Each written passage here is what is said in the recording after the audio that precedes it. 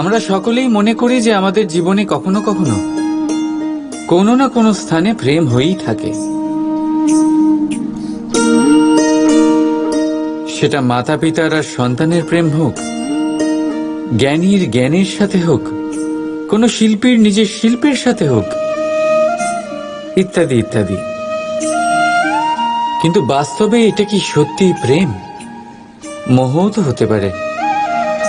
এবার আপনারা জিজ্ঞেস করবেন, প্রেম আর মোহর মধ্যে পার্থক্য কি? পার্থক্য হলো বন্ধনের। যে আপনাকে বাঁধে তা হলো মোহ, প্রেম নয়। প্রেম সেটাই যে আপনাকে মুক্ত করে উন্নয়নের দিকে পাঠায়। চলুন আপনাকে একটা উদাহরণ দিই। কিছু মাতা পিতা নিজের সন্তানকে কোনো অন্য নগরীতে পড়তে পাঠাতে পারেন না। নিজের সন্তানকে তার বন্ধুদের সাথে খেলতে দিতে পারেন না। চিন্তা করেন যে তাদের সন্তানের যাতে কষ্ট না হয়, আর তাই জন্য তাদের বেঁধে রাখেন। এটা প্রেম নয়, এটা মোহ। কারণ যদি এটা প্রেম হতো তাহলে ওনারা চাইতেন যে সন্তান মাতা পিতার আশ্রয় থেকে বেরিয়ে এই সংসারকে দেখুক, তাকে বুঝুক, আর তার থেকে জ্ঞান অর্জন করুক, নিজের অভিজ্ঞতার থেকে শিক্ষা নিয়ে নিজের একটা ব্যক্তিত্ব বানাক।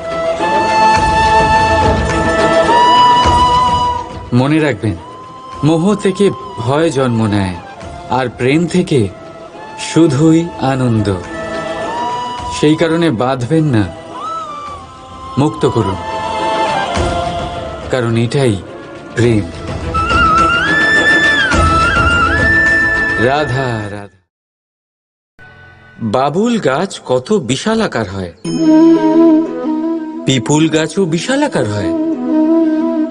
কিন্তু আপনি কি কখনো ভেবে দেখেছেন যে কেন বাবুল গাছ কেটে তা ব্যবহার করা হয়, আর কেনই বা পিপুল গাছকে পুজো করা হয়?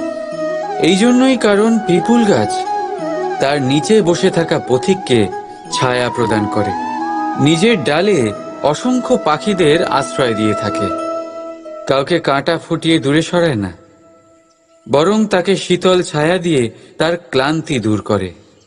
এই সংসারে যদি আপনি সম্মান পেতে চান তবে পিপুল গাছের মতোই হতে হবে। কিছু দিতে শিখুন, আনন্দ, সুখ, শীতলতা দান করতে শিখুন, আর কাঁটার মতন কাউকে কখনো কষ্ট দেবেন না। সম্মান স্বয়ং হেঁটে আপনার কাছে আসবে। আর মন প্রসন্ন হয়ে বলবে, রাধা রাধা।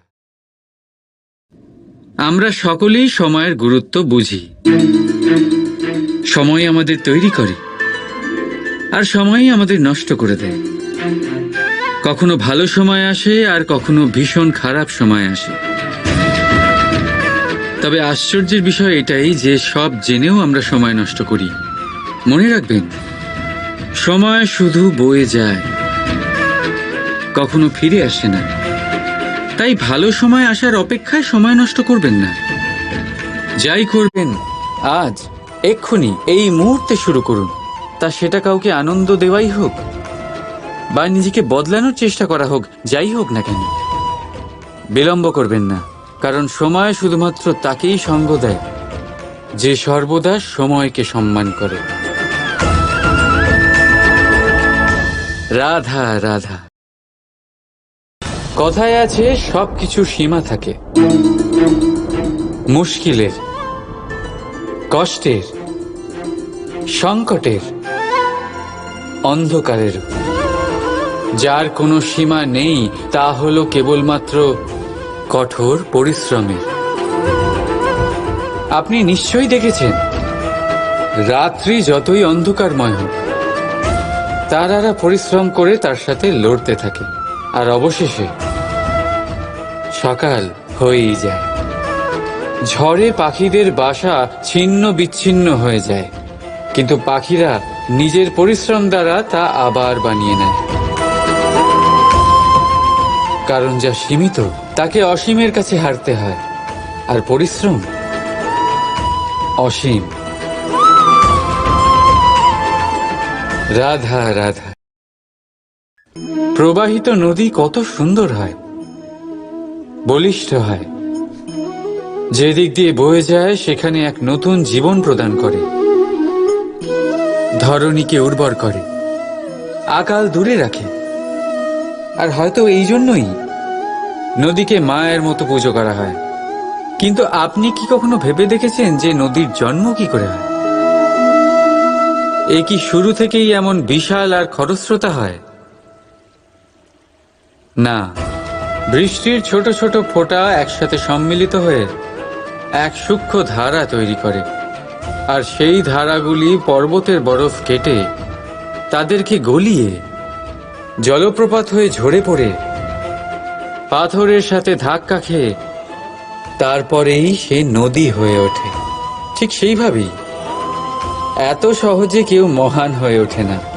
ছোট ছোট চেষ্টা মিলে এক বিশাল ব্যক্তিত্ব তৈরি করে। তাই জীবনে সর্বদাই চেষ্টা করতে থাকুন, অস্তিত্ব নিজে থেকেই প্রকাশ পাবে। রাধা রাধা। কখনো কখনো আমরা নিজের মা বাবার ওপর কতটা রেগে যাই, মনে করি ওনাদের মন আমাদের দিকেই নেই। আমরা ভাবি ওনাদের কাছে আমাদের কোনো অস্তিত্বই নেই, আর তাই আমরা রেগে যাই।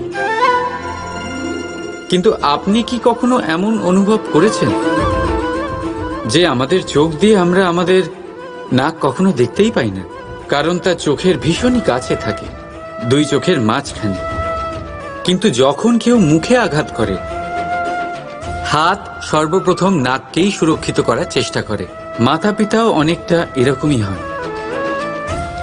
আপনার ভালোর জন্য, আপনার সুরক্ষার জন্য তারা সবসময় তৈরি।